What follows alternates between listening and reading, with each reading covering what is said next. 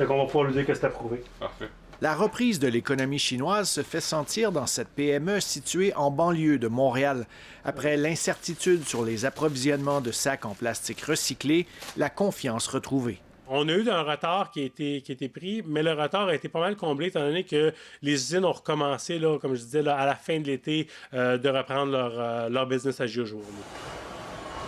L'absence officielle d'une deuxième vague de COVID-19 en Chine a permis la relance de la seconde économie mondiale. Selon le Bureau national des statistiques chinois, la production industrielle a augmenté de près de 7 % en septembre par rapport à l'an dernier. Les exportations sont aussi en hausse. Dans 4 derniers pays occidentaux, on est obligé de ralentir un peu dans nos productions. Par contre, nos besoins demeurent, n'est-ce pas? C'est la raison pour laquelle, si vous regardez les statistiques au sujet de l'exportation chinoise, on voit qu'en fait, les exportations chinoises ont même augmenté durant cette période, même vers le marché américain, malgré tous ces conflits très importants entre les deux pays. Mais j'ai besoin absolument que ça parte sur le bateau du 1er décembre dessus. Les entrepreneurs doivent donc composer avec de plus longs délais de livraison en raison de la forte demande mondiale. Une autre réalité les frappe durement, l'augmentation des coûts de fabrication de plusieurs produits qu'ils achètent en Chine.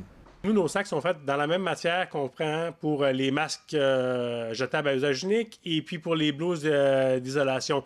Donc, cette matière première-là étant en demande, ça a fait grimper les prix. On parle d'une augmentation de près de 50 % dans les prix de la matière première. Mais reprise économique ne signifie pas retour complet à la normale. Les Chinois ne dépensent plus au même rythme qu'avant la pandémie. Les gens ont encore peur, dit ce propriétaire de quelques magasins à Wuhan. Ils n'arrivent plus à tous les louer.